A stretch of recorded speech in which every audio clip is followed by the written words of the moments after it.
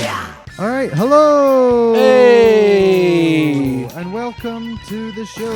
Hello, remaining 6 members of the Trial by Fire. Oh my god. 100 Years Podcast. Hello, everybody, and welcome to Yo Like 'Em. This is the podcast where we talk about music, movies, and a bunch of other stuff. I am Connor. And I am Josh. And welcome to the least popular show on the internet. Well, I like to think, I'm an optimist, so I like to think that they were Russian accounts that ruined the election, so they got shut down. So it's a blessing in disguise. Yeah, I mean, but like our six guys are our real audience. yeah.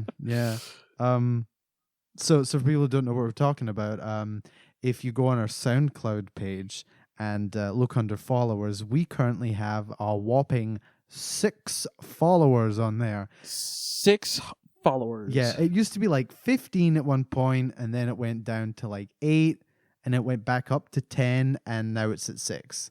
So I don't know what the fuck's going on, because I don't think we're doing anything too outrageous in the episodes. I mean, our format really, we haven't really changed at all. No, it's been really. pretty simple, or pretty much the same. Yeah, and the weird thing is, I did one of those boost posts on Facebook for sharing our link. If you know what that is, the boost post. Yeah. So I put the money down and everything, and it boosted, and I got a bunch of likes, but they were all from really sketchy accounts. Oh God. It was a female's name, no picture of the person on there, and then it said description, the only posts on their page were so and so updated their profile picture, so and so updated their cover picture, and then sometimes it would be Molly whatever, and then it would say down there Molly updated his profile picture, and I was like, oh, these are it's one of those. Yeah. Where that's all they have is just a photo of their profile, and then you'll see a lot of friends of yours are friends with them, and you're just like, what the fuck? Are you guys idiots? Yeah, I didn't. It's always that. my kind of lonely guy friends, and I'm like, guys, come on. Yeah, but they did have some of them had friends in common, and that was the funny part. But God. And it was guys and girls, but I would see all these likes, and I would look through, and I was like, that looks like spam, that looks like spam, and then there was one or two, maybe 3 actual one profiles in there, or if they were fake ones, they were really good looking fakes. They looked like actual profiles on there, they had information where they went to high school. Our and stuff audience like that. is genuine fakes. That's good. Yeah, but the worst. This is the best part, actually. We have 36 just regular likes, and then 1 dislike. Shit. One of the angry likes on Facebook. Oh, that's and I'm awesome. and it's for the mini episode I did where I talked about Camel and Gong, and I'm like, I really don't think there's anything that outrageous about anything I said about these 2 bands. No, I unless someone really hates Gong. Yeah, does it it's on Facebook, so can you see who did it? Yeah, it tells me it's this random guy who lives in California. Oh shit. So I'm like, I'm genuinely confused about why funny. that got a bad reaction. I didn't think I said anything wrong. So I'm kind of cracking up, but I'm also did I say something rude? Do I need to censor the show more? Oh my god. No, I think it's because partly Facebook kind of fucking sucks right about now. I've noticed a lot of the major social media sort of platforms are going through a bit of a turbulent time. I'm YouTube has all this copyright stuff going on, and how creators just can't really make a whole lot of money. And YouTube Red's becoming a thing. Yeah. Turns out did you hear in the Super Mega podcast they were talking about YouTube Red just becoming another Hulu? Yeah, yeah. They're pushing in all these celebrities and stuff to like do like real shows and shit. Yeah, because like The Rock has one, and I forget who else has one now. So is that what it's like switching over to, or is it just getting rid of like the whole internet video database sort of platform part of it, or is it just I don't know, like it I guess maybe it's just the YouTube Red is going to be like the original programming, and originally meant to be like paying us, and like you're making a big deal out of these shows that were featuring like the content creators and stuff like that. Yeah. And now it's just like you said, it's kind of turning into like it's going the direction of Hulu, where they're like, well, we can make original shows too with famous people in them. Yeah. Which, I mean, like, that's fine. I mean, I'm glad there's like a resurgence in television, but like because YouTube is still like trying to like figure out the kinks, and like even their show's quality. Like the only one I ever watched, or actually I've watched a few YouTube Red shows, and they're all about like the same in quality. Yeah. Like just kind of like, oh, it's all right. Like it's not amazing or anything. It's just okay. Yeah, I heard like the best one, like or at least one of, like, I don't know if there's other ones out there that are good. Like I've just watched a couple, but I hear that one of the best ones is actually the Vsauce one. Oh, really? Like the super sciencey one? Yeah, the like sort of Cosmo-esque sort of thing. Yeah, man, I fucking love Vsauce. Did you ever watch this shit? Oh yeah, I've watched Vsauce like before in the past. Like, hey, Vsauce, very interesting. And like the music kicks in. Like apparently there's one where he takes like psychedelic drugs. Yeah, he takes ayahuasca, right, or some shit. Yeah. Oh fuck, like that. That will rock your shit. Yeah, and like in the video, like he takes it, and then like it cuts to him, and he's just lying down on like the floor. Oh my god. Just kind of like zoning out, and he's like, it was incredible, and I'm like, Jesus Christ! I can't. So like that's they put that. I think that's for his YouTube Red show. That's what's really funny. What's fucking crazy about that shit is like that shit's legal, right? Because that's what they use. That's what they use for like people trying to like get off heroin addiction. Is like they trip really hard on ayahuasca, and they have like a realization, or like their brain just like kicks in where they're like, oh, I don't want to do heroin anymore, or I don't want to like smoke anymore, or anything like that. Like it's crazy. And just like the process of like all the vomiting, like it looks awful. Like it looks like you literally go through hell. Yeah, I don't know. Like I'm a little scared of like psychedelics. Yeah, they can be tricky. Like acid and mushrooms and stuff like that. I mean, especially acid after like hearing about Sid Barrett and like other people. Yeah. Like, did you ever hear about Mike Oldfield's acid trip? I want to say yes. Does it deal with him being naked, or am I thinking of somebody completely different? I don't know. I think I'm thinking of Jim Morrison. Never mind. Continue. Maybe.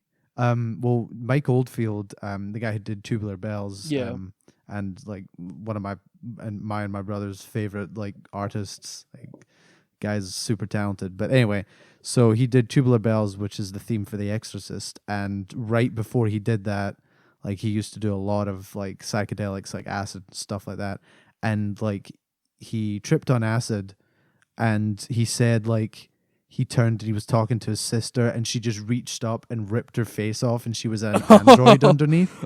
Like in fucking Westworld, like the 70s version. Yeah, like he like kind of saw everybody as like these robots impersonating people, and he said like after that, like he was just like fucked up even after that. Like he was like, I came down and I was still like having panic attacks and stuff like that. Yeah. And like during the recording of Tubular Bells, like some of the production crew and stuff like that, like they were like they like walked by him, and they said like he would be like staring down at the floor, like eyes like just streaming tears, because he was like so fucked up from it. And then there's like Sid Barrett, who's like the ultimate don't do drugs story. Yeah, like don't do acid, and also don't be schizophrenic at the same time. Right.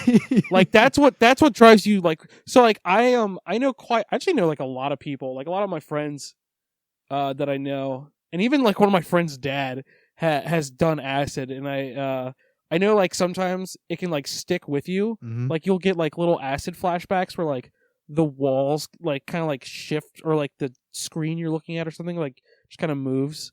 One of my friends once told me they were getting groceries out of a car, and they bent over and they cracked their back because it'll store in your bones, or not in your bones, but like in like your spine and stuff.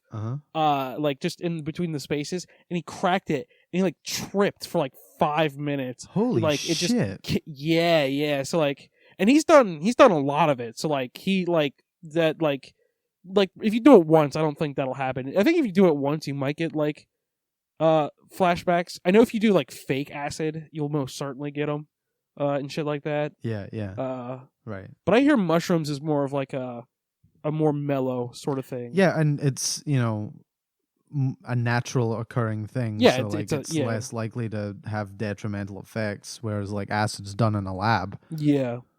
And I mean, my brother argues, like, he's pro acid and everything like that, and he argues that it's safer than mushrooms. Has your brother done the acid? contrary of what I've heard. Yeah. Oh, really? I don't know if he'd want me. I don't know if he'd want me. Oh, sorry. I don't know if he'd want me sharing the story on here, but there's a really funny story behind it. So, the story, like, it just has to do with my brother at a Fish concert. Oh, really? And I mean, okay, I'm gonna leave it there. I'm gonna talk to my brother, and if he's like, yeah, go ahead, tell the story, I'll tell it next time. But like, I'm just nervous about saying it in case, got you. In case he's like, why'd you say that? He gets pissed off or anything. Yeah. So I'll hold off on that one. But if he says it's okay to share, I'll share it because it's pretty funny, honestly. Yeah, I wouldn't. I mean, try before you die, kids. But like, I wouldn't recommend some things or some substances just due to stories I've heard. Yeah, I mean, I haven't done it. Like, honestly, I have not done acid. And like I said, stories I've heard, I've been like, that's one I would try to stay away from. Like heroin. Yeah, no, heroin. Definitely would stay away from that. Could call back to the last episode where we talked about heroin kills. Oh, dude, I've got some new information about heroin kills. Oh yeah, well, I mean, they've made it public now, so for anybody who doesn't know, like, like they're remaking Heroin Kills, and there's editions at the end of July, I believe. Yeah. I am totally going. Dude, totally go. Totally, I implore everybody to go. Even if you guys are listening in like California, come on over. Yeah, come on over and check out our heroin epidemic we've got going on. Yeah, being like a Maryland like a future Maryland classic. Hold on, side tangent. It's gonna be like Pink Flamingos, The Wire, Heroin Kills, heroin, the drug. It is Friday. There's a new episode of Bill Maher. Thank God. Oh yeah, there's also a new Super Mega Cast. Oh, you're right. Yeah, I started to listen to it, and then the kids got on the bus, so I had to turn it off. See, I mean, like, I listen to all sorts of stuff. Like, that's funny. On the bus before they get on. So like, I'll be watching Game Grumps. I'll be listening to like a podcast like Super Mega, Sardonicast, my brother and me, you guys on Friends by Default. Oh, nice. Wait, do you put it like on the speakers? On the little Bluetooth speakers. Yeah, I just. That's so funny. I just play it through the bus, and that's then like so when the kids get on, I change it and put on like Kids Bop and stuff. That's awesome. Yeah. But like I was listening to them, and I didn't finish the episode, but I thought I had something to say. I watched the Game Grumps play that. Did you see it was like Dino Run or something? Yes, I saw that, yeah. And then Danny's just spouting out all these dinosaur facts. He was like, yeah, when the meteor hit Earth, it like blocked out the sun for millions of years. Dude, that's and why I was like, what the fuck? I fucking love Danny so much, because like, me and him were most certainly the same type of kid. We fucking loved Godzilla shit, and we loved dinosaur shit, like, and we loved space. So like, those are like my hobbies that I'm super into. Like, I love watching like paleontology documentaries and reading paleontology books. I love watching like science documentaries and like, of course, like Europa and stuff. Man, that like, yeah, dude, like fucking for like the longest time when I was a kid, my career goal was to be a paleontologist before like becoming a musician or a film director or anything like that. Like that's what I was gonna do. Well, Just I like mean, Sam Neill in Jurassic Park. yeah, I mean, I envy you because, like, from like the moment I was able to kind of think about what I wanted to be when I grew up, I was like, I want to be the person who's in movies, Oh, and I really? was doomed from then on. Yeah, I Awesome. mean, I must have said this like I said for years. Robin Williams is one of my favorite actors of all time, Yeah. and it's because like he's an excellent like excellent serious actor. Like Yeah. when he's given like good material and like Yeah. he usually puts like an excellent performance in the serious stuff, and then he's also one of the best like comedians of all time. So like when he does a comedic role, like his earlier stuff, like he was like top notch. Oh yeah, man. And then because like when I was a kid, I watched Aladdin a lot, and like him as the genie, I was just like, man, this guy's got like so much energy when he's like when he's like talking. My parents were like, oh, that's a guy called Robin Williams. And then like I would see other movies with him in it, and I was like, he's awesome, he's funny, like he like he's got such high energy. I was like, I want to be that when I grow up. So Yeah. that's like what I've always said. I was like, I want to be the person who's in movies and does voices and walks around and does stuff. I want to do that. I want to then- walk around and stuff. Yeah, and then my parents, I mean, it was great. My parents really supported it. They were like, they got me at like acting lessons. They got me in like, not acting lessons, but like I was doing theater troupes and stuff like that. Yeah. Yeah. So like that was good fun, and I loved that. And you know, it just kind of grew way out of hand from there. Well, like I actually envy you. Like I think that's awesome that like early on you knew like what you wanted to do and you've stuck with it. Like I had to like fuck around for like a little bit. I'd like to try like 3 different things before I'm like, yeah, this one's fine. I'll take this. Yeah, I mean the thing is like that's like, yeah, I've wanted to be an actor since I was a kid, but also I've had like the misfortune of having people come up to me and go, what do you want to be when you grow up? And I'm like, oh, an actor. And they're like, okay, but really, what's your what career do you want to take? Oh yeah. And like being told like, oh yeah, you know, you have something to fall back on, like Oh my god, become a that's the one teacher or thing something like that. I fucking hated. I always bring this up when I talk about like my school life, but I had the exact same experience. Like it was such hypocritical bullshit when I was like, yeah, I want to like especially in high school I was like, oh yeah, I want to be like an artist of some kind. Like I really want to be a musician, but like I also like I'm like really into film and stuff, so like I don't know what to do. And like they're like, oh well, you know, you're gonna need you should fall back on something because that's not always reliable. But like the students that would be like, oh, I want to be like a doctor or a pediatrician or blah blah blah, they would never be told, you need to fall back, and none of those people ever fucking became those things anyway. Exactly. Like right. so, like what the fuck? Like maybe like a fucking like medical school is like harder than film school. Did you ever think about that? Yeah. It like from my experience on the film school end, like if they're about the same, fucking medical school is a fucking walk in the park. Like Jesus. Yeah.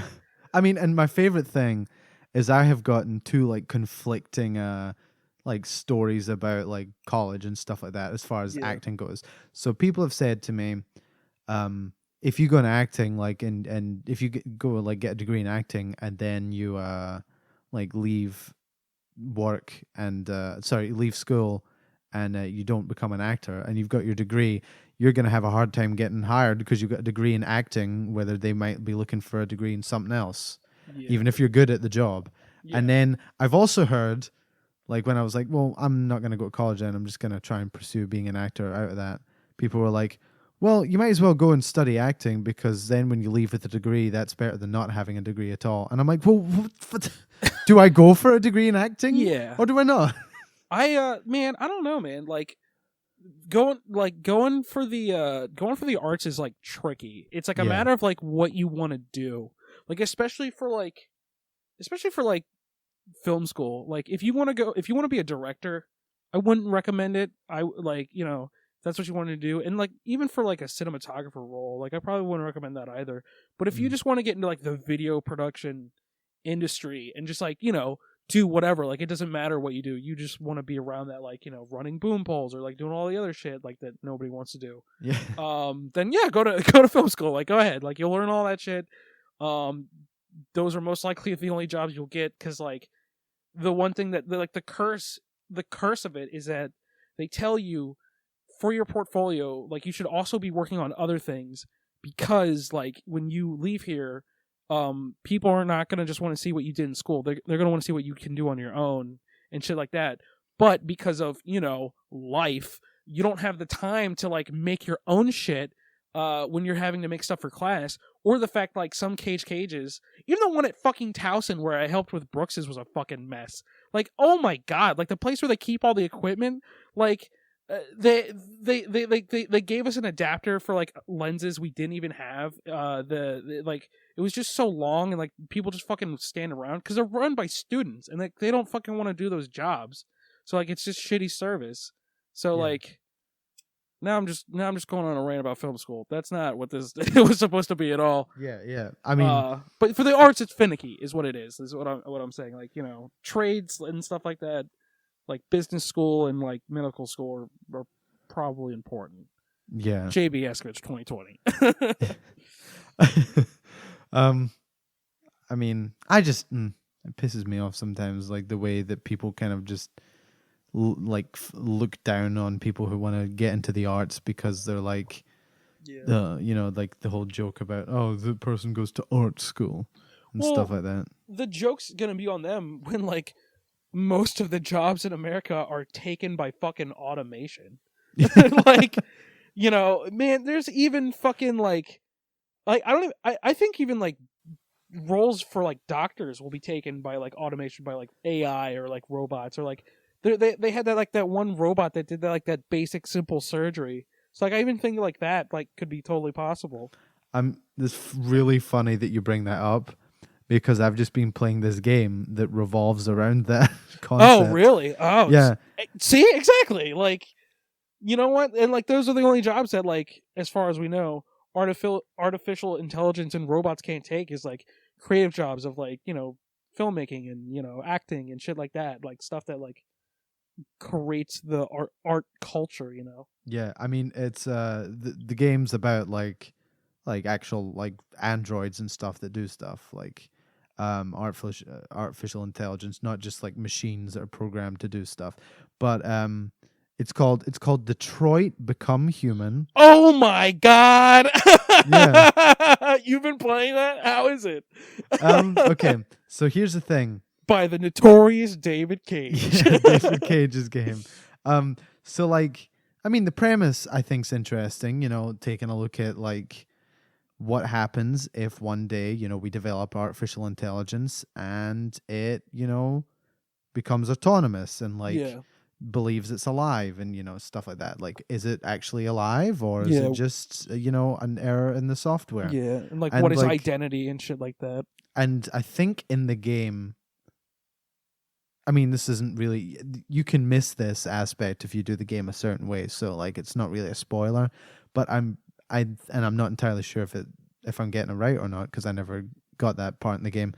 I think they say that the like feeling of being alive that they get, the deviancy as they call it, is like part of a virus. Like the virus invades their system and shit. Causes them to like they're like programming to go like become more erratic, and like they start feeling this flood of emotion and stuff like that, and they become irrational, and like you know, they might strike back. But like, it's not well written, the whole game. No, yeah, it's a David Cage joint. Those are usually pretty bad. Yeah, it's super cliched. Yeah. There's like forced love interests and stuff like that. Oh my god. And like the final scene of the game, of the quote unquote good ending, like the and you know, if something has a good ending, if it's one of these kind of things, you know, like the good ending where nobody dies, or like you know, everybody, you know, gets what they want, and the bad guys get punished and stuff like that kind of stuff. Yeah. Like the same, like Heavy Rain and his other games have the same thing. Like Yeah. that's the ending that the person who created the game wants to have. Is Yeah. that like perfect sunshine happiness ending? Like that is like this is the true ending. Like what we wanted to happen from the start.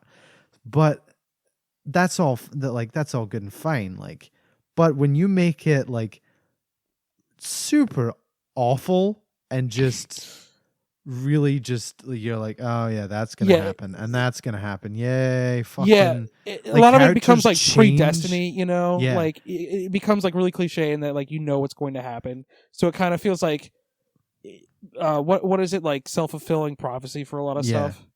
And there's a part in it where one of the characters who's been avidly against the whole android thing in the good ending. I mean, I really don't think that you can say there's spoilers because there's like a million different endings. Yeah. So like what ending you get might not be the one I'm talking about. So it's a unique experience. And there's things I can praise about the game, and I'll kind of talk about this as part of my recommendation because I just looked for my recommendations lists and they're gone. Oh, yikes. So I'm going to need to figure out what I'm going to do this week. I think I know what I've got. It's a short one, but I'll make this part of my recommendation, is this game, because it is at least interesting. Yeah. But like one character who's been against androids the whole game, suddenly at the end is like, no, I'm totally for them. And I think, we should recognize them as, people. And I'm like, what the fuck? That was so like quick and just ridiculous. And then like everybody's happy, blah blah blah. And I was like, oh, this is fucking boring. And like the speech that one of the characters gives is very cliche ridden and just sounds like it could be out of anything. And like a lot of the like symbolism and stuff like that is so ham-fisted, it's crazy.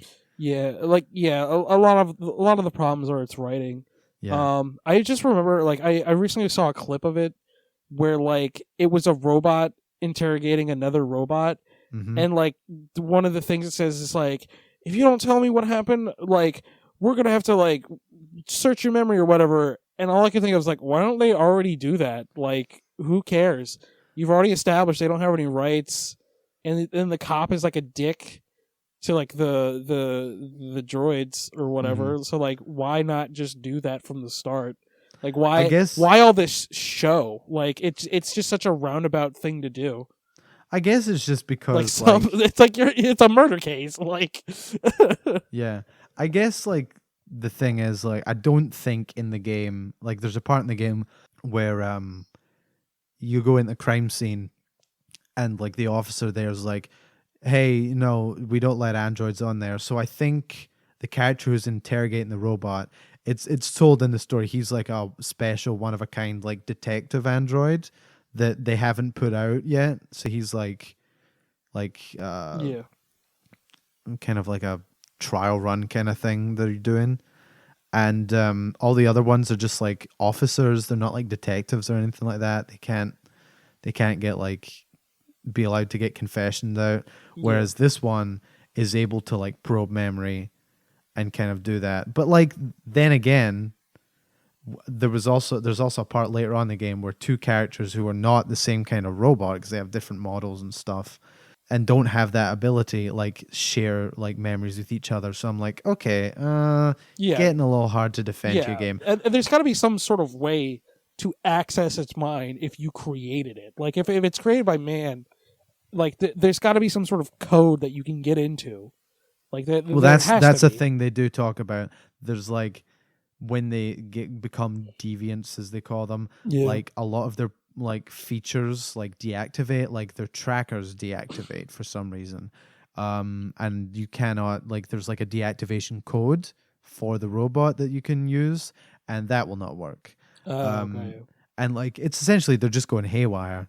And I believe like one of the other things they said is if they like think they're gonna be harmed and there's no way out, they will like commit suicide. Yeah, the one I watched like blew its brains out. Yeah, one of them blows his brains out, and then there's like another one who like smashes his head against the wall. Oh shit! And then like kills himself, and like it would take me a while to kind of sit down and think about what everything that's in it, but the things I will praise about the game, I think some of the acting's actually pretty good. Like, especially compared to Heavy Rain, which has like some absolutely horrendous acting. Oh yeah, the notorious Jason. Sean. Yeah, David Cage is not a good writer. Yeah, but like, I mean, the acting in this is like pretty like significantly better. I mean, I'm not saying anyone in this is an Oscar-nominated actor and is gonna win anything. Like, but I mean, they got Lance Hendrickson in it. Yeah, man. And they got Clancy Brown. Yeah, they definitely got some like good people for it. Yeah, and like they like. A lot of the actors do good jobs, and then you get the odd ones. Fucking, it wasn't Ellen Page in a few of his games too. She was in that one Beyond Two Souls. Yeah. I don't think they got like other than Lance Hendrickson and maybe Clancy Brown. I mean, people know him. Yo, fucking Willem Dafoe is in that game too. Yeah. If you're like, fucking Clancy Brown was Mr. Krabs and SpongeBob, they're like, okay. Yeah, man. That's the only role I know him for, though. Did he do anything else? He was the Kurgan and the Highlander. Wow, was he really? Yeah, the villain in Highlander. That's Clancy Brown. That's Mr. Krabs. Oh man, I didn't know he was also in Shawshank. Oh shit, he is. Oh fuck. Yeah, he's been in lots of stuff, man. I'm looking him up right now. He's got a great voice. But yeah, like there's some really good acting in the game, and like. I remember I was watching YMS play and he was talking about how the detective robot was the worst actor, and I'm like, I mean, Adam, he's supposed to be a robot, like, and I think he does like he's playing it very dry and like mechanical, and like through if you choose to make him break his programming, like throughout the game he gets like more and more emotional and like erratic with his behavior and stuff like that. And like it works. Like I think it works, and I think he's just being a bit nitpicky there. You know, I still love you, Adam. Please come on the show. Please, Daddy. Please. Yes. Furry Daddy, come on the show. Furry Daddy, yeah. YMS, you are my furry daddy. Please come on the show. But like the acting's pretty good. It's a really nice looking game. Oh yeah, visually it looks pretty sweet. It like the eyes like just like they're getting there as far as like making stuff look real. The eyes look pretty good. Like that's the best feature about a lot of the characters. Like is the eyes look almost real. I mean, obviously, you know, they're not gonna look perfect, but like they're pretty piercing and like it's unsettling almost at times. Yeah. Did you see the main menu girl? No. There's like a female android in the oh, is she the one that's like a menu. maid, right? She's just like a kind of personal assistant, but like at the end of the game, kind of spoilers, she asks if she can go free. Okay. Which is cool because, you know, throughout the game you're like, oh, I'm going to make this character do this decision. But then they're like, hey, guess what? We're going to make you, the player at home, make a decision that affects you, because then she'll never show up again for the rest of the game. Oh, shit. So, like, if you restart the game, she'll be gone. You have freed her. Oh. And so people were like, oh, that's a cool concept. Yeah, that's pretty sweet. But then all the neckbeards came out and were like, I'm really sad because she was hot and I don't see her face anymore, so I'm lonely. I guess I'll buy this gun. Yeah. And David Cage was like, oh, yes, that is something we can fix. What the fuck accent am I doing? What? Is that what David Cage sounds like? What? He's got like a heavy accent. Hold on. I'm trying to think French, because he's French, right? I have no idea. He's like, bonjour. I have no he's like, idea oui, I hear what you're saying, and we are going to put another girl into the game, and she will replace Chloe after she disappears. And I'm like, really? Way to defeat the fucking point of that whole choice, to be like, you make the decision to that. You know, are you gonna like let this girl go free? and then it's just like, never mind. We're just kidding you. Here's another slave girl. Yeah, here you go. Yeah, here's a substitute. Yeah. Yeah, like again, it's like, because shit like that, like it feels like, oh, I have no choice. Like this is gonna be what it is. I mean, like regardless. Yeah, I mean, like I played through it. I had a good enough time. I mean, the writing's pretty atrocious at times, but then there was like other times where I was like kind of like, oh my god, and I'm gonna die. Like I need to be careful. And I played it like on the fucking easy difficulty. I was just scared of like shit happening or shit hitting the fan and me having to follow a different path to like complete the game. Yeah. But like there were some moments where I was like, oh my god, and then there was other moments where I was like, maybe this game isn't as bad as I thought. And then like it would be followed by a scene with the android Marcus, and his storyline is the worst. Yeah. Speaking of video games, you know what game looks fucking kind of cool? Whoa, what game? Cyberpunk 2077, right? Didn't Brooks say that one looks garbage? Oh, did he really? I think he might have. I can't remember. I didn't. I think when he told me, I had like no idea what it was, so I was like, oh, whatever.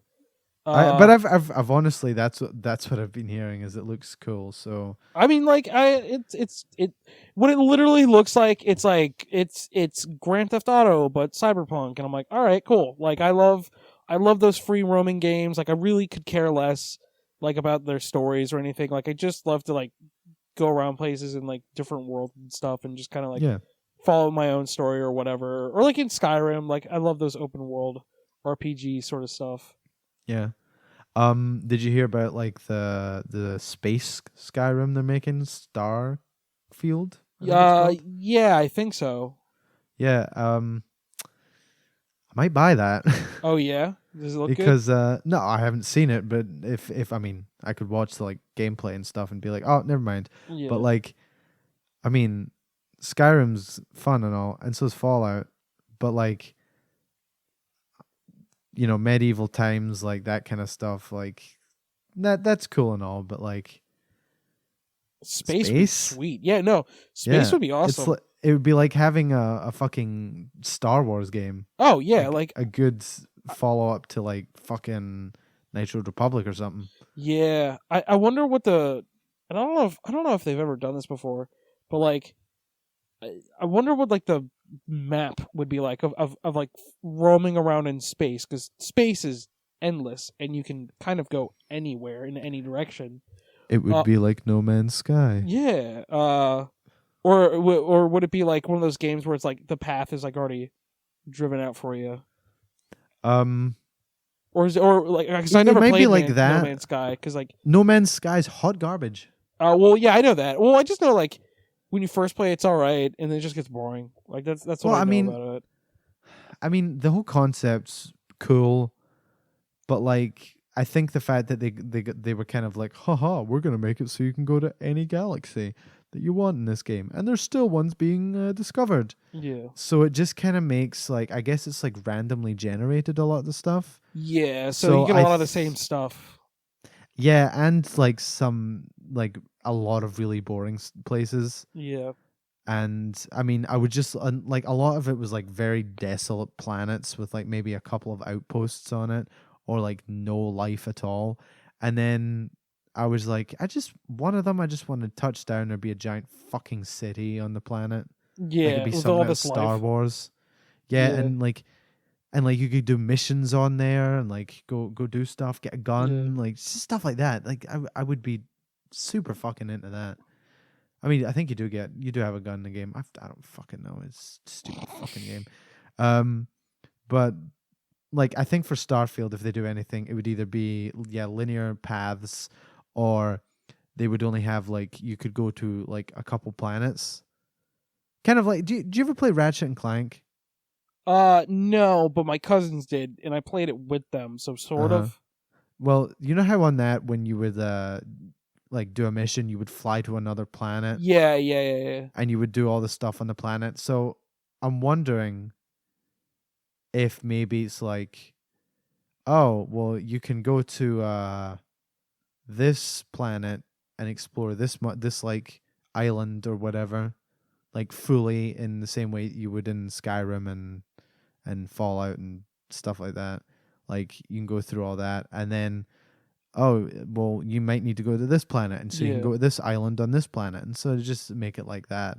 So like on a new mission, you have to go back, and you can revisit planets, and you can kind of chill out on one planet and not follow the mission, or you can like do a mission and then like hang out on the planet for a bit and then go to the next planet and just kind of do it like that. I think that would be cool.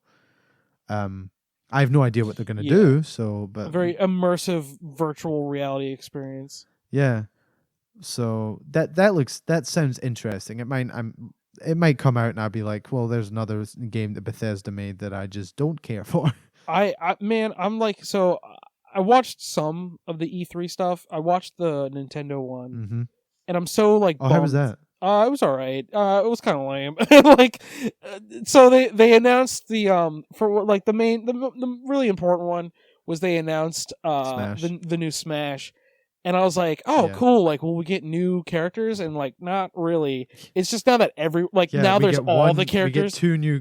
We get two new characters. Yeah. And then, what I'm thinking is like for Smash, what they might do is they've got all the characters on now. They've added Ridley and fucking the Squid Girl from Splatoon. I think what they might do is what they did with like the Wii and 3DS one is be like, these are all the characters we're doing right now. And then like a little down the line go, all right, we're going to put out some DLC, maybe do the same as they did last time. But I mean, I've seen stuff with the guy who like does Smash. Yeah. And I think it's the same guy who does Kirby. But I think he was like, in the video, he was like, so now we have all the fighters in one game. And he's like, so hopefully that should keep you off my backs for a little bit about asking for more characters. And he just seemed to not want to put characters like. Yeah. It seemed like he didn't want to do like a lot of the DLC because he would put out like the fan polls and people were voting for characters, and he was like, "No, I'm not putting them in this game." Like and then at the end he was like, "Okay, Bayonetta is the last one. Like, stop asking me to put characters in the game." Yeah. But I don't care. Fuck you. Put Shovel Knight in the fucking game. Yeah, Shovel Knight deserves to be in there.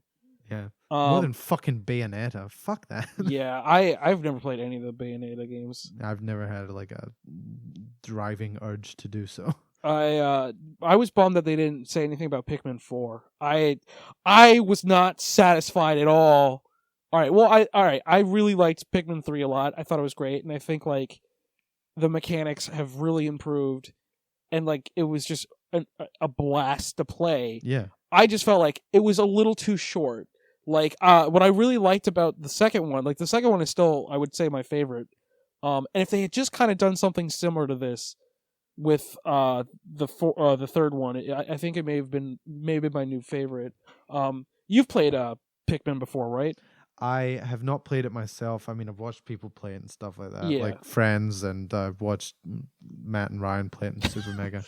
Yeah, it is one of my most favorite games. Me and Mr. Bowen also play it. Thank you very much, but I guess you didn't watch those. It's all right. I did watch it. I watched the first episode. Nice. Yeah. Let's give a little quick shout out to our buddy Bowen. Our boy Bowen. Yeah. So here's a recommendation for you. Get these started because we are an hour of recording in. I'm sure we can edit some stuff down, and maybe we'll go like an hour 15 or something like that. So we have our buddy Bowen. His name is also Josh. We know like 5 Joshes. Yeah. So we just differentiate everybody because by they all last are name. the same. They're all the same, but we just differentiate them by the last name so that we know which Josh is which Josh.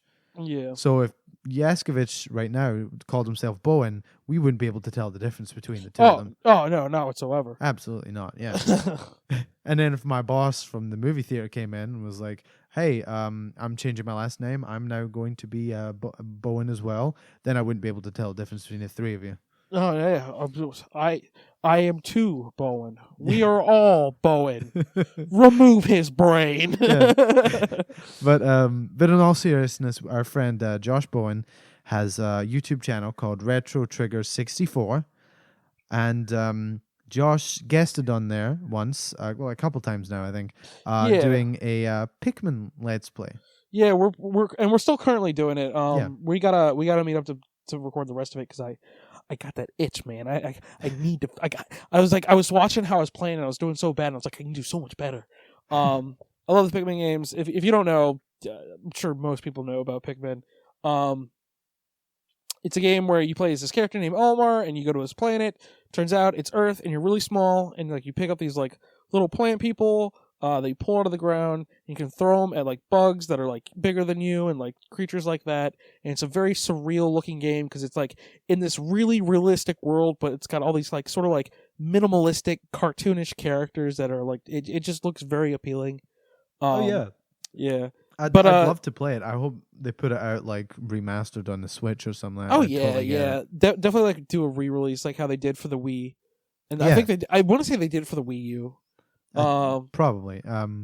But no, yeah. So my problem with the third one is like it was just too short. Like the second one, you can play like after you beat like the main story of like finding your friend, you can go back to the planet, and one of the things you do is like you can find like treasures and stuff, and you can find like just random objects and stuff to just like put in your spaceship and get money. So like there's like hundreds of them, so you can just kind of go back and find them, and like by finding them you find like new areas and you find like new bosses and stuff that like you didn't find earlier. So like it adds like an extra layer. Like it has like a reason to replay it, and I think that's really cool. Yeah, that's awesome. But yeah, there's my recommendation. Pikmin. There you go. Like can't go bad with Pikmin. Yeah, so you got Pikmin. I said maybe Detroit. Maybe Detroit. If you can get past really bad writing, like it is a pretty game and like the acting's pretty good at points in it. So like I wouldn't recommend if it doesn't sound appealing to you and like you are put off by some pretty bad writing at times, and if you just don't like David Cage, then just watch someone else play it. Yeah. But if you really want to, get your own experience out of it, go get it. Or just ask a friend if you can borrow it. I'd probably recommend that over it. What way to sell Detroit Becoming Human? I mean, I'm not saying it's great. Like, it's definitely not a 9.1 or whatever it was on IMDb. Yeah. But anyway, so yeah, Detroit, kind of a RetroTrigger, our buddy, which, by the way, I may be guesting on his show sometime soon. What? Yeah, reveal? I was at work the other day and he came in, we were talking, he was like, hey, do you want to come on the channel and play Nitro Republic? And I was like, fuck yes. Oh, dude, hell yeah. Yeah, I mean, if any people don't know, Nitro Republic was an old PC and Xbox game from like 2003 or something like that. It's super old. Not super old, it's like over 10 years old. Like, it's not super old. It's 15 years old actually, now that I think about it. But it's a really great game, one of my favorites. I just like the way it works. I mean, it's a little slow, but I still have fun when I go back and play it again. And he asked me if I want to come on. I said absolutely. So we're gonna try and find some time. We're gonna have some fun on that. It's a lot of fun. Yeah, I'd always wanted to do it, but like I was like, I don't know if I have the personality to do it, on my own, and like I don't know if I'd have enough time to do like the playthroughs and everything like that. That'd be something I'd want to do when I knew I had like a lot of free time or stuff like that. I think we played for like a total of like maybe an hour or so. Mm-hmm. And it wasn't bad. Like the way I kind of looked at it was like, I mean, I'm used to being on a podcast and I'm used to playing video games. So I'm just playing a video game on a podcast. Yeah, like that's the way I kind of looked at it. Like I'm just talking to somebody while I play video games, and like don't even acknowledge the fact that you're being recorded, and it's just fine. Yeah, I mean that's like the whole reason I got YouTube Red, right? Was so that I was able to download videos of like Game Grumps playing, and then like exit out the app, keep it playing, and then just play it like a podcast. Yeah, and it's just awesome. Like That's what I do now with like all the Let's Plays I watch. Like I just put them on as like background like music or whatever. Yeah. Like I don't ever really watch them. I like old ones that like I've seen a million times, like Trauma Center and like Shovel Knight and stuff. Oh yeah, so like the big long ones that you can just like leave on for like a couple hours. Yeah, but like, yeah, I just like that, and I'm looking forward to getting the opportunity to go on there and play this game that I love very much. But I guess I better give a music recommendation since this is a fucking music podcast. Yeah, we have spent the entire episode not doing that. Yeah, I have two like not new people though. They're people that I have like I had already liked but like didn't know a whole lot about, and now I'm like just kind of like getting into them. Oh, okay. Well, I've got one. Counts or not. I've got one who's kind of newer, last 10 years or so, and then I have another one who's dates back to like the 60s, and he's actually related to one of the bands I spoke about last week. Ooh, nice. So I mean, who are you go first. Mine's pretty basic. Tell me what you know about Elton John. I don't know, but I know this guy Reginald Dwight. Is there any relation? Reginald Dwight. Yeah. Oh, I see why he changed his name. Yeah. God, I forget he changed his name too. Yeah. There's so many. There's like so many celebrities that have changed their names. Davy Jones to David Bowie. Yeah. I mean, did you know that Prince's real name is actually Prince? Is that true? I'm not joking. His name is Prince Nelson. Oh my God! Fuck. And like I'm pretty sure that was the choice of his parents. Were like, we're gonna name our son Prince, because I was just like, oh, he probably just was like, I'm like royalty, so yeah. I'd like to talk about Prince another time because I have some things I would like to ask your opinion about as far as he goes. I mean, my overall opinion on Prince is like, from what I've heard, I'm not the world's biggest fan. Like, I don't actively listen to Prince, but yeah, he ain't bad. Yeah, I mean, we'll talk about it another time. Yeah. But yeah, go on with Elton John. Well, I've been listening to oh man, what the fuck is the album called? It's like Tumbleweeds, I think, is what it's called. Oh, Tumbleweed Connection. Yeah, Tumbleweed Connection. I've been listening to that because one of my most favorite Elton John albums is Yellow Brick Road. Oh yeah, that's incredible. Like that one's just a solid album. Like, oh my fucking God. Every track on there, Alice, Funeral for a Friend, Benny and the Jets. Yeah. Dude, that album's just all right. You know what? Tumbleweed Connection can wait. If you have not listened to Yellow Brick Road, if you just want to listen to a fucking album that is stellar from its start to its finish with all of its music, that is one of them, my friend, man. Like, and it's by Elton John of all people. Sweet Pain and Laney has gotta be my fucking favorite song off there. About like the sailors having sex with like some like shantytown hookers. Like, oh my God, like such a sad song. I need to listen to that. But oh my God. I mean, I remember my dad showed me Funeral for a Friend, and like he is not the biggest Elton John fan. Yeah. But like he has like a record collection of his like that he got for cheap, and he was like, yeah, it was cheap, and there's some Elton John songs I really like. Yeah. But there's what is it? It was we were talking. I was like, have you ever heard his song Funeral for a Friend? I heard the keyboards are really good on it. And he was like, oh, you've never heard it?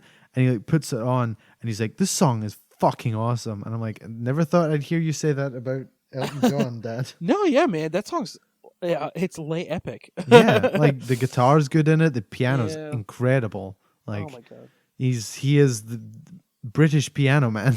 Yeah, I like Elton John. Like my favorite, and like this is like I think one of like the hits that everybody likes. Mine is still Rocket Man. That's my. It's a good song.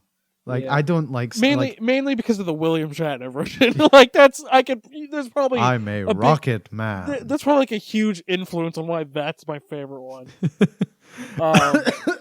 But no, yeah, I've been listening to him because I wanted to check out more of his albums because out of nowhere one day I had the opening song.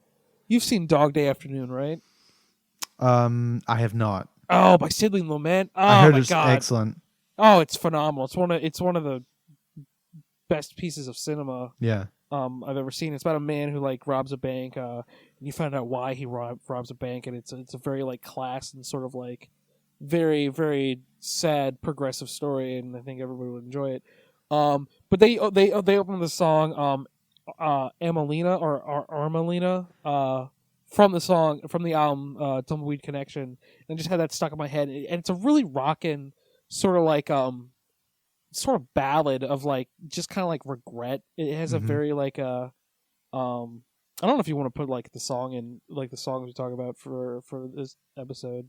Oh yeah, I'm gonna put them in the description for now until we can like figure out the best way to like put them in and like jump to the parts and like stuff like that. But I'll put links in the description to stuff. I you have to go listen to it on your own. Like it's a very cinematic like piece of music. Like it definitely tells a story. Is what I really enjoy about it. And then the other one, real quick, is just Billy Joel. Like, and I don't really need to say anything else about that. Yeah, you both the piano man. Yeah. I like Billy Joel, but I think it ends there. Like I was like, you know what? Like, what are the hits by Billy Joel? And I'm like, oh, these are pretty good. And I was like, oh, what else did he's done? And I'm just like, all right, I think I'm just fine with the hits. Like, he's just okay. I mean, have you ever heard the song "Angry Young Man"? Yeah, I've heard that one. That's a fantastic song. That's a really good one. A lot of his concerts with that. Yeah, I really like Billy the Kid. That's a good one. I haven't heard that one. Oh man, about Billy the Kid. Did you ever hear the heavy metal band he did? No, what? Yeah. Okay. So like, right in his really early years, Billy Joel, and you said Billy Idol. Billy Idol. I like Billy Idol. Billy Idol's cool. I saw him in concert. Oh, dude, so did I. He did a cover of "L.A. Woman." And I was like me and my dad, because it was like he played at like a festival of like other punk bands, which was really weird. It was like all these like newer punk bands and Billy Idol and Third Eye Blind. And and Third Eye Blind's concert was actually pretty fun. Like it was like the last show and like everyone was just kind of like raging and just having a blast. But like Billy Idol played L.A. Woman, and like the sea was just filled with like these young kids and like me and my dad, and we were like the only ones who knew what he was doing. Like everyone was just like, oh, this is cool, and I was like just screaming along. That's funny.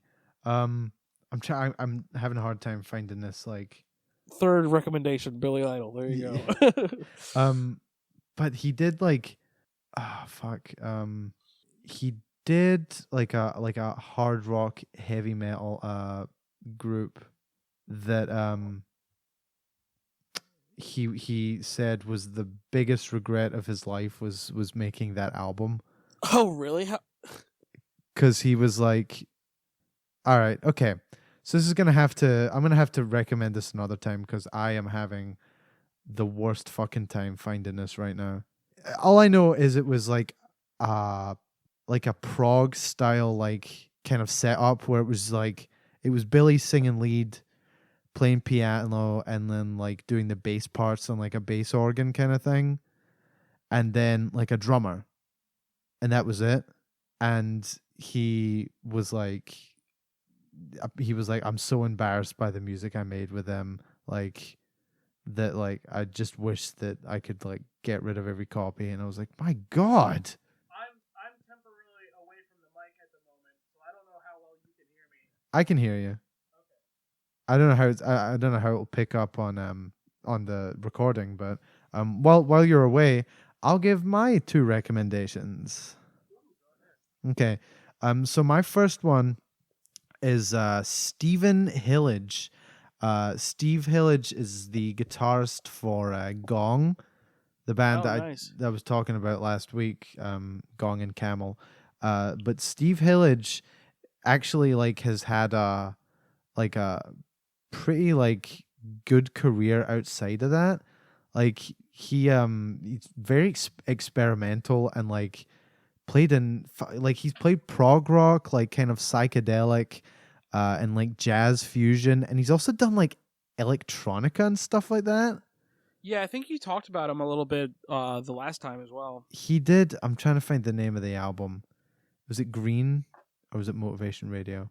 It was Green, right? So Green was this like electronic album that he made, and like it's fucking produced by Nick Mason.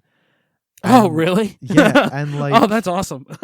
it's as I remember reading that like a lot of like artists were like this is really good and like praised it and stuff like that, and like it influenced like some ambient artists, and I was like that's bizarre, especially because like he did like this ridiculously goofy fucking band called Gong beforehand. Yeah. But so he has like a couple albums that I really like. The first one is called Fish Rising, and it kind of goes with that same kind of like Gong being kind of goofy and like not taking stuff seriously, but also having like incredible musicianship in their Yeah. in their songs.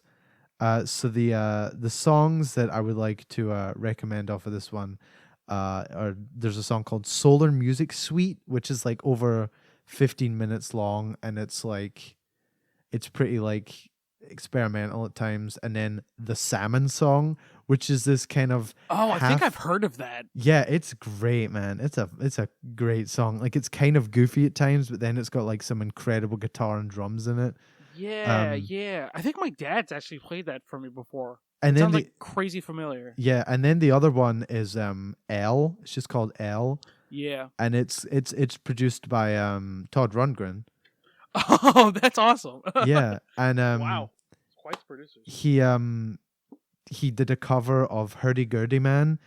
Oh, nice. And then like oh man, have I not recommended Donovan yet? Have I ever told you I fucking love Donovan? I love Donovan too. We must have talked about him. We had to have like if we haven't, fucking Donovan, the sweet little Irish boy. No. He was from Scotland. Oh, don't he's you claim Scottish? him? Don't you claim him in the name of Ireland? Oh, sorry. The sweet little Scottish boy. Hail Atlantis. Hell Atlantis. That's my fucking favorite scene in Goodfellas. If you know what I'm talking about. Way down low the ocean. I just didn't want to get blood on your carpet. But the album L's really good too. That's the other one I want to talk about. It's got a cover of Hurdy Gurdy Man, which is kind of weird. They have a song called Lunar Music Suite, which is, if it's the one I'm thinking of, it's also a little out there.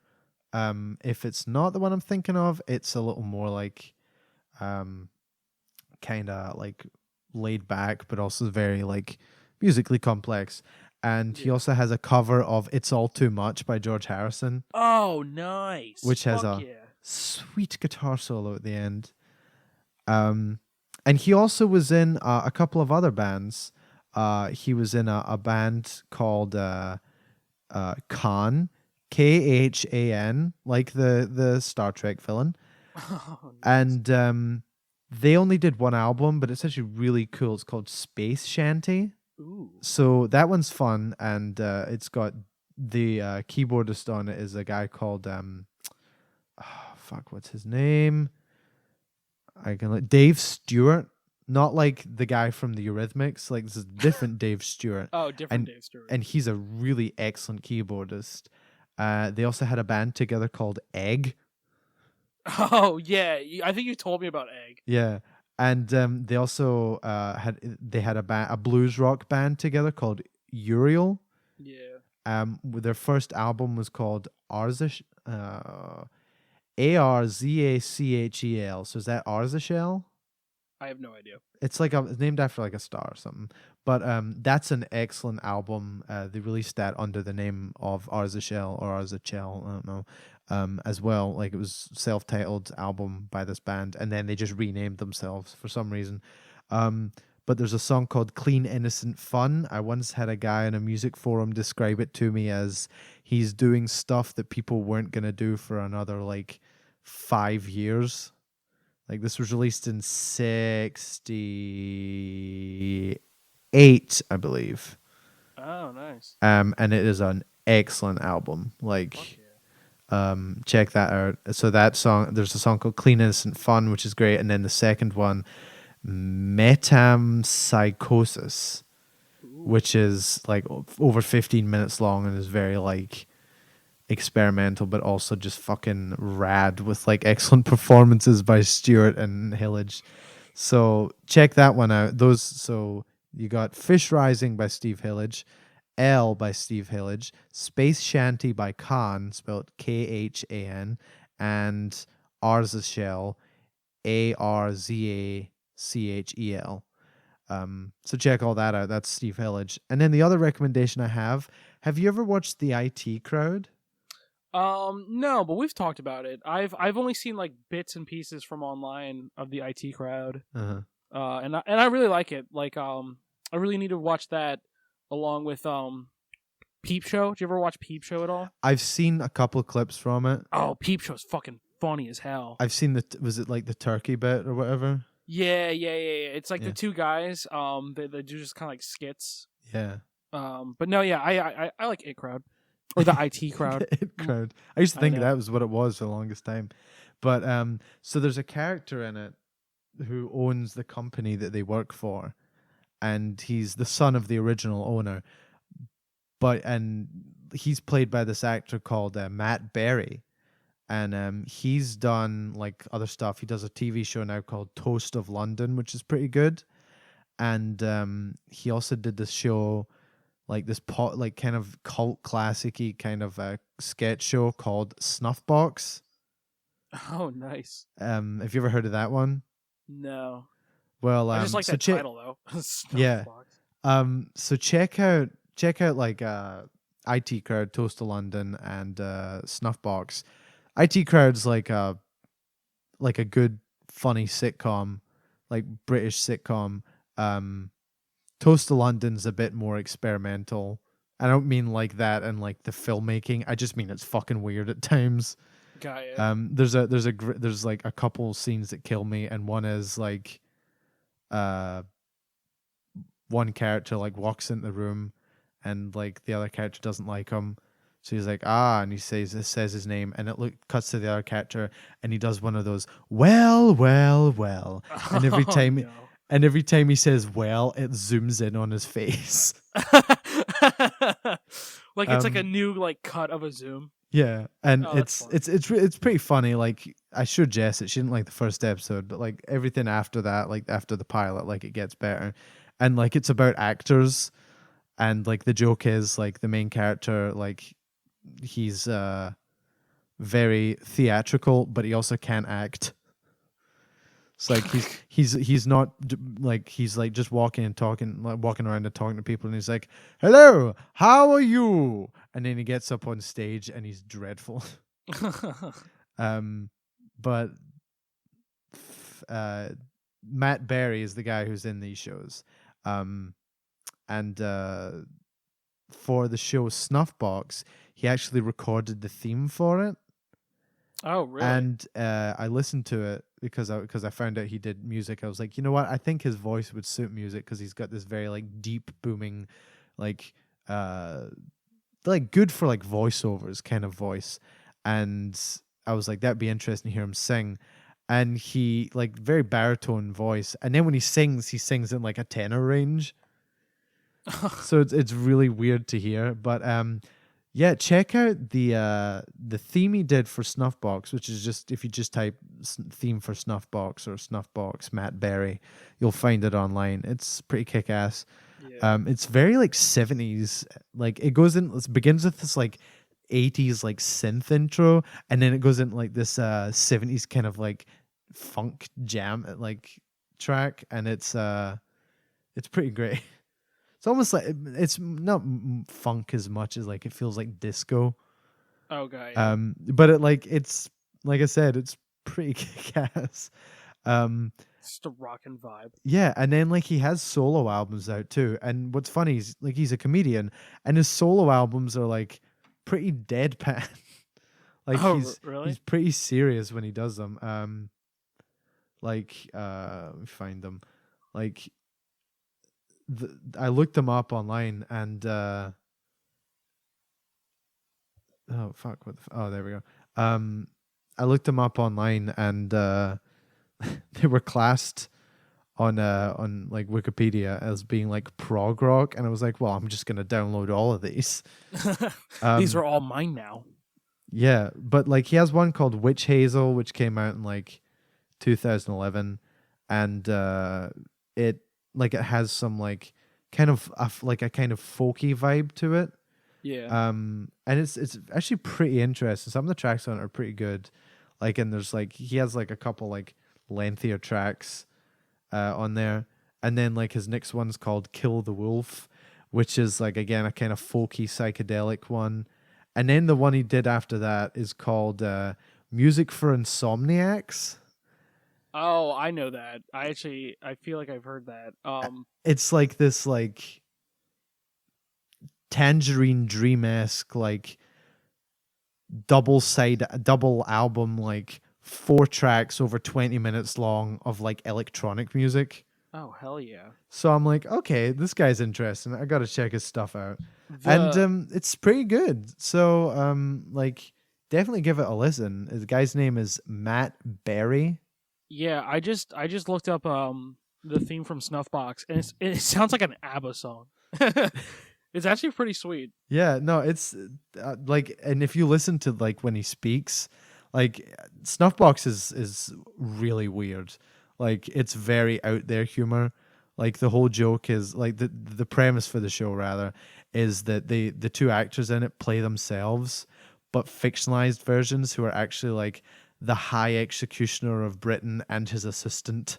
Oh, so it's like Nirvana, the band, the show, where they play as themselves, but they're just like fucking idiots versions of themselves, and like which assholes.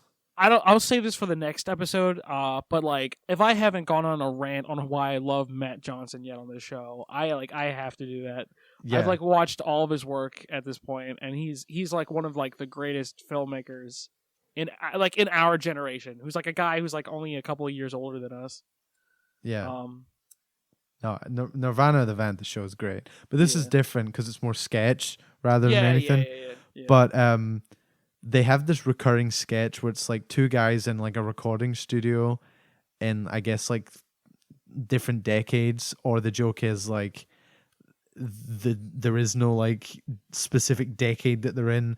They're just like going through all these different like famous musicians that come in and visit them. Like in the first episode, this girl comes in and she's like, "How's it going, mate?" She's dressed up like David Bowie and Aladdin Sane. Oh, really? And she's like, "I'm David Bowie." She's like, she's got like the mullet. Yeah. The red mullet. Yeah. But no, Matt Berry, funny guy, really, really funny in like IT Crowd and like Toast of London, Snuffbox and that. And he's on like the Mighty Bush and stuff like that. Like, and he does. Oh fuck! He's from the Mighty Bush. He's on the Mighty Bush. I don't know if he's like a main character. He's like this like manager or something like that. Oh! If he's the manager character, I know exactly who you're talking about. He kind of talks like this. Oh yeah. Yeah, that's him. Oh my god, I gotta rewatch that. I used to watch the show all the fucking time. Yeah, I've not watched that. That's one I've been meaning to watch. Oh, it's so ridiculous. Yeah, I mean I've seen Old Greg. Everyone's seen Old Greg. Yeah, it's classic. Yeah, but yeah, check out his music. His music's like surprisingly solid. Are you saying I'll like him? Yes, I'm saying you'll like him. Hey! Roll credits and story. Write my name right on the check. JB Askovich. I gotta turn that right on in. Yeah. So, what a ender. Yeah. Have you got any more recommendations? No, that's about it. All right, so let's wrap it up. It's 1 a.m. It's 1:30. Yeah, it is 1:37 in the a.m. I don't know. I'm sure you probably just tell from this episode. Like, so like last night I didn't go to bed till like 4, like an idiot, and I had to get up at 8. To go do a video gig actually with Brooks today over at an elementary school, which was fine. It was like only an hour. Mm-hmm. So I did that, and then like I'm basically creating a set in my basement. Like I'm creating like a studio space. So that like that requires me like to move a bunch of shit and like clean all this stuff, and I have to do it like in sections at a time. Mm-hmm. Just because for anyone who doesn't know, I have a very large basement with many things. And so like I'm just so fucking tired as well. Like I'm just so tired. And I'm very hungry as well. Yeah, I'm kind of hungry too. And I totally didn't have to pee in a bottle during this episode. I swear that didn't happen. No, I'm kidding. Oh, okay. But I have to take a piss so bad. yeah, same. So let's do our plugs real quick. You can find the show on SoundCloud and iTunes. Just look up Conor and Josh's You'll Like 'Em podcast. Yep. We're looking to transfer over to Libsyn, especially when we have 6 fucking subscribers. 6 people left. Who will be voted off next? Yeah, thank you for the people who subscribe, and thank you for the people who listen. But Jesus Christ. No, yeah, that's pretty depressing. Yeah. You know what? So like the only social media that I really use at all, the one I always promote is like my Instagram. Yeah. And like I think that does actually kind of get some likes and like gets like more views. Like whenever I do that stuff for the 100 years, we'll usually get stuff. And I'm kind of sad we didn't get anything for like the post I did recently of for our show. I think it's probably cursed. Yeah. Well, you know what? I think it's SoundCloud, to be quite honest. I think just people don't really use SoundCloud anymore. Yeah. I think that's like I think that's pretty common. I mean, a lot of the podcasts we listen to use SoundCloud, but they they're more like, I mean, we listen to Super Mega, Sardonicast. I listen to Sardonicast, and they both like upload on SoundCloud and iTunes, but they focus now, I think, more on the YouTube part. Yeah. I think they upload to YouTube first and then they do SoundCloud. So I think we might need to start like looking at putting stuff up on that YouTube channel I made. I just got an app called Castbox. Or like is that right? Am I being stupid, or is it just called the podcast app? No, it's not the podcast app. I deleted that. Oh, it's called Podcast Player. My bad. Oh, okay. And that's how I've been listening to our shows. Like we're on here. I don't know where it's taking podcasts from. I'm gonna assume iTunes. Okay. But this one's been pretty sweet. It's pretty basic layout, pretty easy. I don't know if like it's a platform we can switch to, or if it's just a listening app. But yeah, I say like try and like see if we can, some behind the scenes action of Conor and Josh and an evolving show. Blah blah blah blah. I think probably YouTube would be the best. I mean, we definitely get a lot of views on YouTube from, just my work in general. Not, and when I say like a lot, it's like, it could range anywhere from like 100 or some at random times in the thousands, or this once in a blue moon 630,000 fucking whatever. I mean, like, I feel like it's easier to get an audience on YouTube because I think Super Mega were talking about it. They were like, if you want to get a career using YouTube, like, that's never going to work. However, if you want to build an audience, YouTube is a great place to start. And then you can still put your content on YouTube. But, like, if you want to have, like, a Patreon, like, that's probably the best way to make money, to being a content creator on YouTube. Yeah, I agree. So, but you can find us on SoundCloud for now.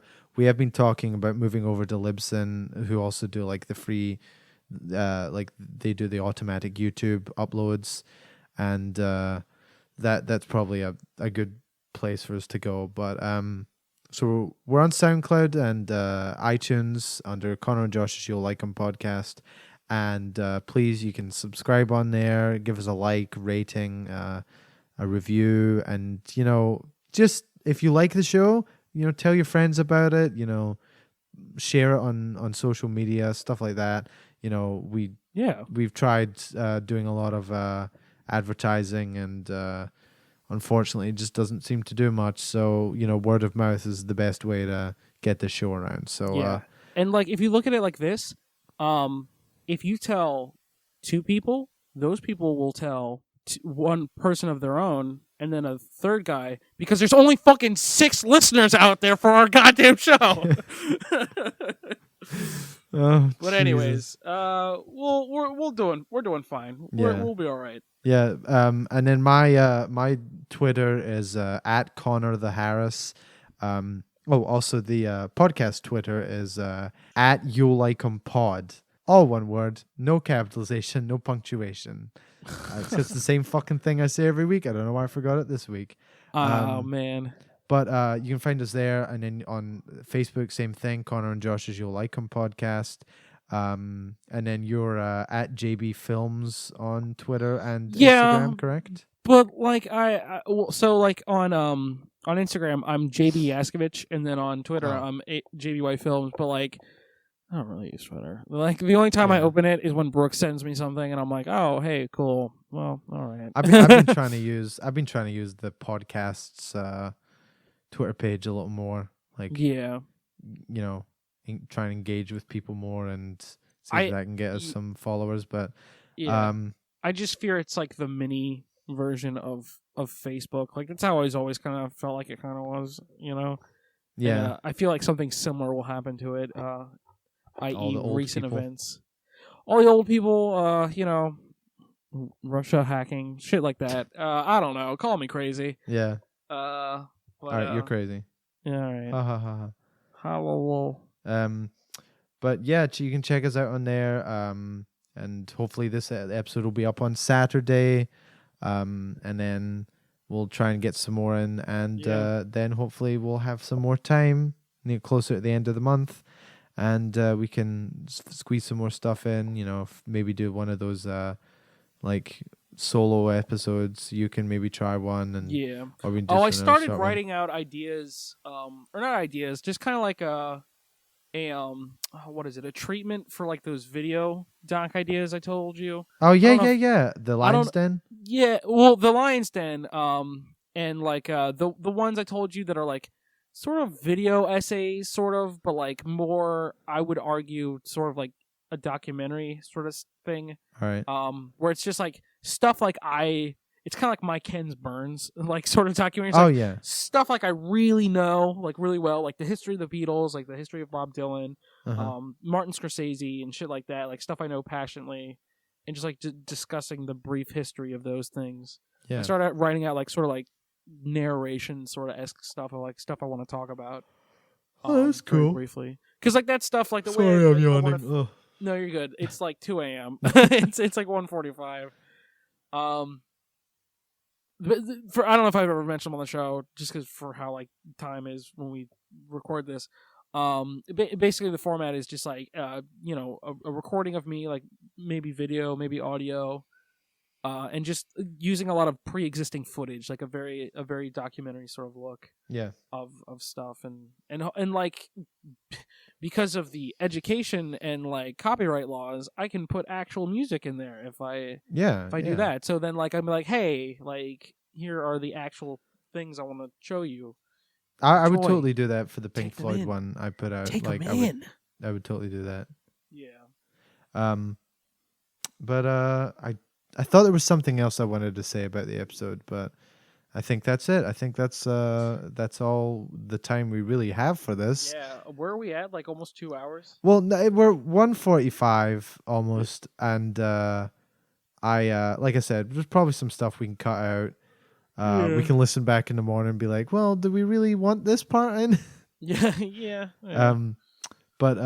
So thanks everybody for listening. We'll be back next week with some sort of content. And, if at the end of the month, we're going to kind of, well, at least I am going to kind of sit back and, evaluate like the content we're putting out. And I'm like, well, I don't think it's the content. I think it's just the way we're putting it out. I would say that. Oh, yeah. No, I mean like the whole every week thing, like see if that's still feasible. Yeah. Or if we should just cut back to every 2 weeks again. Or is